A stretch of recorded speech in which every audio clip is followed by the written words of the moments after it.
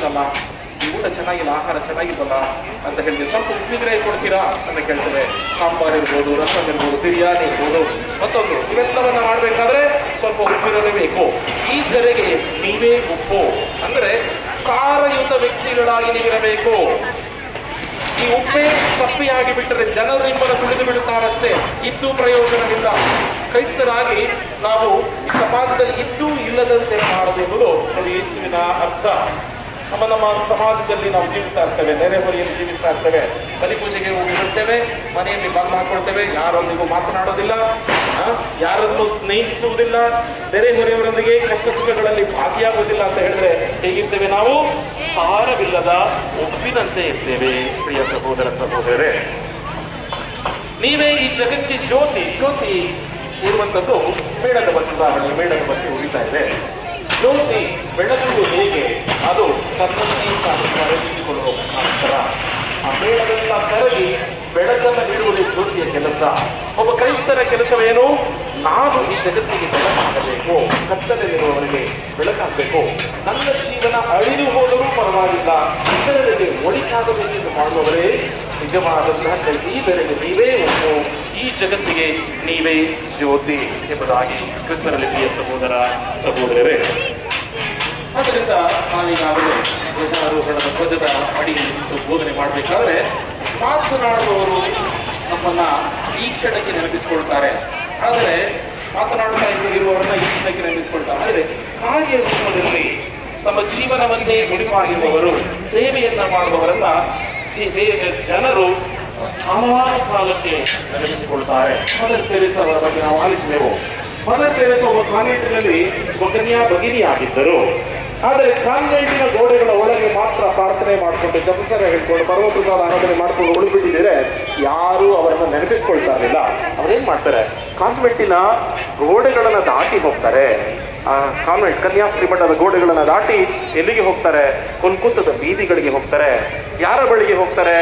ಬಡವರು, ನಿರ್ಗತಿಕರು, ಬೆತ್ತರೆ ಆಗಿದ್ದವರು, ಇವರ ಬಳಿಗೆ ಹೋಗಿ ಅವರನ್ನ ಸಂಧಿಸುತ್ತಾರೆ, ಮುಟ್ಟುತ್ತಾರೆ. ಯಾರೂ ತೋರದೇ ಇದ್ದಂತಹ ಪ್ರೀತಿಯನ್ನ ಈ ಮಾತೆ ಮದರ್ ತೆರೇಸಾ ಅವರು ತೋರ್ಪಡಿಸುತ್ತಾರೆ. ಅಲ್ಲಿ ವಿಶಿಷ್ಟ ವಿಭಿನ್ನ ವ್ಯಕ್ತಿಯಾಗುತ್ತಾರೆ ಪ್ರಿಯ ಸಹೋದರ ಸಹೋದರ. ಅದಕ್ಕೋಸ್ಕರ ಕ್ರೈಸ್ತರು ಎಂದಾಕ್ಷಣ ಭಾರತದಲ್ಲಿ ಅನೇಕರಿಗೆ ನೆನಪಾಗುವಂಥದ್ದು ಯಾರು? ಒಬ್ಬ ಮದರ್ ತೆರೇಸಾ. ಅದರಿಂದ ಆಡುವವರಿಗಿಂತ ಮಾಡುವವರು ಉತ್ತಮ.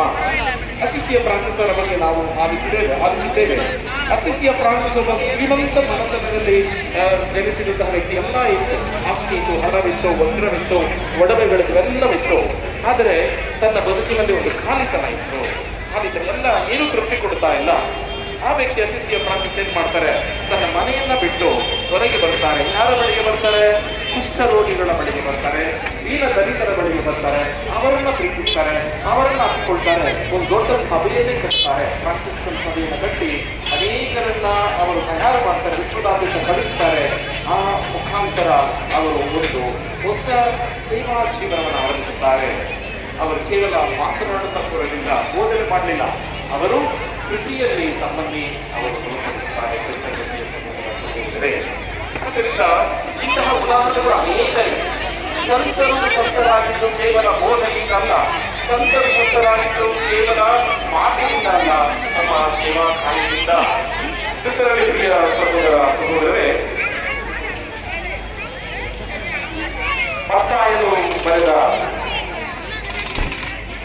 ಸಂತ ಲೂಕನ ಬರೆದ ಶುರುವ ಸಂದೇಶದಲ್ಲಿ ನಾವು ಆಲಿಸುತ್ತೇವೆ. ಆಗ ಯೇಸು ಜನರಿಗೆ ಇಕ್ಕಟ್ಟಾದ ಬಾಗಿಲಿನಿಂದಲೇ ಒಳಗೆ ಹೋಗಲು ಸರ್ವ ಪ್ರಯತ್ನವನ್ನು ಮಾಡಿರಿ ಎಂದು ಹೇಳುವರು. ಸ್ವಾಮಿ, ನಮಗೆ ಬಾಗಿಲು ತೆರೆಯಿರಿ ಎಂದು ನೀವು ಹೇಳುವಿರಿ. ಅದಕ್ಕೆ ಅವರು, ನೀವು ಎಲ್ಲಿಯವರು? ನಾನವಿಯೇ ಎನ್ನುವರು. ಆಗ ನೀವು, ಸ್ವಾಮಿ, ನಿಮ್ಮೊಂದಿಗೆ ನಾವು ಊಟ ಮಾಡಿದ್ದೇವೆ, ನಿಮ್ಮೊಂದಿಗೆ ಪಾನ ಮಾಡಿದ್ದೇವೆ, ನಿಮ್ಮ ಬೀದಿಗಳಲ್ಲಿ, ನೀವು ನಮ್ಮ ಬೀದಿಗಳಲ್ಲಿ ಉಪದೇಶ ಮಾಡಿದ್ದೀರಿ ಎಂದು ಹೇಳಲು ಆರಂಭಿಸಿದಿರಿ. ಆದರೆ ಅವರು ಪುನಃ, ನೀವು ಎಲ್ಲಿಯವರು? ಈ ಯಾವ ನನಗೆ ಗೊತ್ತಿಲ್ಲ, ಯಾಕೆ ನನಗೆ ಗೊತ್ತಿಲ್ಲ. ನಾವು ಹೇಳ್ತೇವೆ, ಸ್ವಾಮಿ, ನಾವು ಬಲಿಪೂಜೆಗೆ ಭಾಗವಹಿಸಿದ್ದೇವೆ, ನಾವು ಪರಮಪ್ರಸಾದವನ್ನು ಸ್ವೀಕರಿಸಿದ್ದೇವೆ, ನಾವು ಇತರ ಆಚರಣೆಗಳಲ್ಲಿ, ನವದಿನಗಳಲ್ಲಿ ಪಾಲ್ಗೊಂಡಿದ್ದೇವೆ, ಇವೆಲ್ಲವನ್ನು ಮಾಡಿದ್ದೇವೆ ಎಂದು ಹೇಳುವಾಗ ಯೇಸು ಸ್ವಾಮಿ, ನೀವು ಯಾರು ನನಗೆ ಗೊತ್ತಿಲ್ಲ ಅಂತ ಹೇಳಿಬಿಡ್ತಾರೆ. ಯಾಕಂತ ಹೇಳಿದ್ರೆ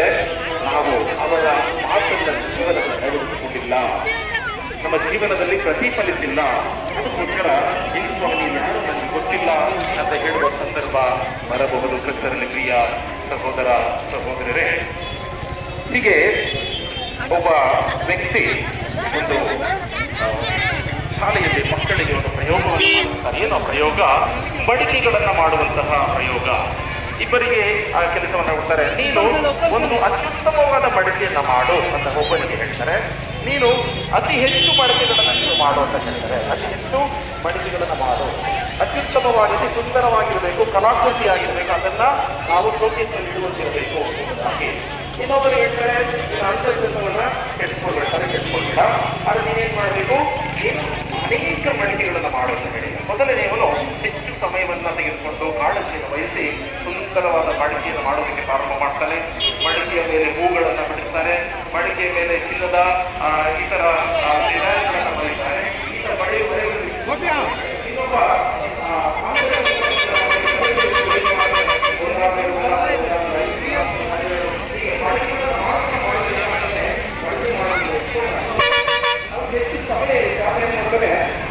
ಮಡಿಕೆಯಲ್ಲಿ ಒಂದನ್ನು ಆರಿಸಿಕೊಂಡು ಅದರ ಚಿತ್ರವನ್ನು ಬರೆಯುತ್ತಾನೆ. ಒಬ್ಬನು ಒಂದೇ ಒಂದು ಮಡಿಕೆಯನ್ನು ಮಾಡುತ್ತಾನೆ, ಇನ್ನೊಬ್ಬನು ಹಲವು ಮಡಿಕೆಗಳನ್ನು ಮಾಡುತ್ತಾನೆ. ಮಾಡುತ್ತಾ ತನ್ನ ಜೀವನದಲ್ಲಿ ಒಬ್ಬ ಉತ್ತಮ ಮಡಿಕೆ ಮಾಡುವವನಾಗುತ್ತಾನೆ. ಕ್ರೈಸ್ತರ ಜೀವನವೂ ಅಷ್ಟೇ ಪ್ರಿಯ ಸಹೋದರ ಸಹೋದರರೇ. ಕೇವಲ ನಾವು ಬಾಹ್ಯ ಆಚರಣೆಗಳಲ್ಲಿ ಮಾತ್ರ ಉಳಿದು ಬಿಟ್ಟರೆ ನಮ್ಮ ಅಂತರಂಗ ಬರಿದಾಗಿರುತ್ತದೆ. ದಿನನಿತ್ಯದ ಜೀವನದಲ್ಲಿ ನಮ್ಮ ಕೆಲಸ ಕಾರ್ಯಗಳಲ್ಲಿ ನಾವು ಮಾಡುತ್ತಾ ಪರ್ಫೆಕ್ಟ್ ಕ್ರಿಶ್ಚಿಯನ್ಸ್ ಆಗ್ಬಿಡ್ತೇವೆ. ಪರ್ಫೆಕ್ಟ್ ಕ್ರಿಶ್ಚಿಯನ್, ಪರಿಪೂರ್ಣ ಕ್ರೈಸ್ತರು ನಾವಾಗ್ತೇವೆ ಅಂತ ಉದಾಹರಣೆಗಳನ್ನು ನಾವು ಶುಭ ಸಂದೇಶದಲ್ಲಿ ನಾವು ನೋಡಿದ್ದೇವೆ. ಯಾರು? ಒಬ್ಬ ಸುಂಕದ ಜಕ್ಕಾಯ ಆತ ಯೇಸು ಸ್ವಾಮಿಯನ್ನು ನೋಡ್ಬೇಕಂತ ಮರವನ್ನು ಕೊಡಿಸ್ಕೊಂಡಿರ್ತಾರೆ. ಆ ಮರವನ್ನು ಕೊಡಿಸಿದಂತಹ ಸುಂಕದ ಜಕ್ಕಾಯ ಯೇಸು ಒಮ್ಮೆ ನೋಡ್ತಾನೆ. ಅವನ ಕೃತ್ಯದಲ್ಲಿಂದ ನಾನು ನಿನ್ನ ಮನೆಗೆ ಬರಬೇಕು ಕರೆದಾಗ ನಿಂಬಾಲಿಸ್ತಾರೆ,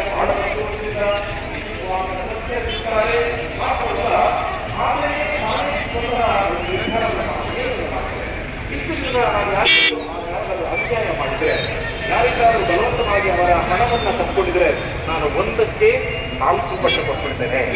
ನಾನು ಯಾರಿಗೂ ಮೋಸ ಮಾಡೋದ್ರ ಮೇಲೆ ಇನ್ನು ನನ್ನ ಆಸ್ತಿ ಪಾಸ್ತಿಯಲ್ಲಿ ಅರ್ಧ ಪಾಲನ್ನ ಬಡಬಗ್ಗರಿಗೆ ದಾನ ಮಾಡ್ತೇನೆ ಅಂತ ಹೇಳಿ, ಇದು ನಾನು ಹಳೆಯ ವ್ಯಕ್ತಿ ಆಗಿರುವುದಿಲ್ಲ, ನಾನು ಹೊಸ ವ್ಯಕ್ತಿ ಆಗ್ತೇನೆ. ನಾನೆಲ್ಲ ಕೊಡುತ್ತೇನೆ. ಯಾರಿಗೋಸ್ಕರ?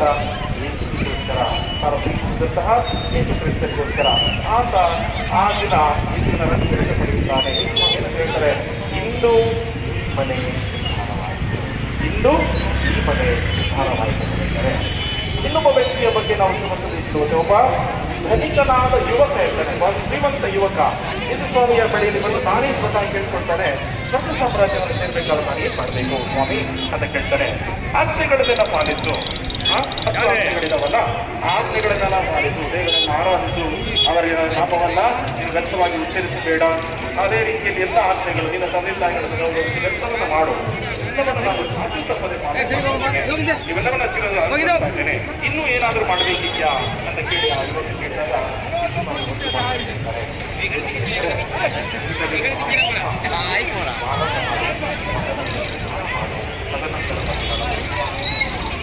ತದನಂತರ ಬಂದು ನನ್ನನ್ನು ಹಿಂಬಾಲಿಸಲು ಹೇಳಿದಾಗ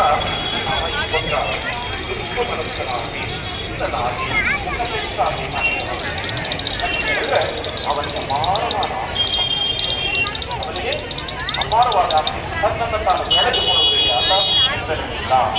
ಶುಭ ಪ್ರದೇಶದಲ್ಲಿ ಸುಂಕದ ಜಕ್ಕಾಯನ ಹೆಸರನ್ನು ಮರೆಯಲಾಗಿದೆ, ಆದರೆ ಅನೇಕ ಯುವಕರ ಹೆಸರನ್ನ ಆದ್ದರಿಂದ ಈ ಲೌಕಿಕ ಆಸ್ತಿ ಪಾಸ್ತಿ ಹಣ ಐಶ್ವರ್ಯ ಇವುಗಳು ನಮ್ಮ ಹೆಸರನ್ನು ಸ್ವರ್ಗದ ಪುಸ್ತಕದಲ್ಲಿ ಬರೆಯುವುದನ್ನು ಮಾಡುವುದಿಲ್ಲ. ಬದಲಾಗಿ ನಾವು ಮಾಡುವಂತಹ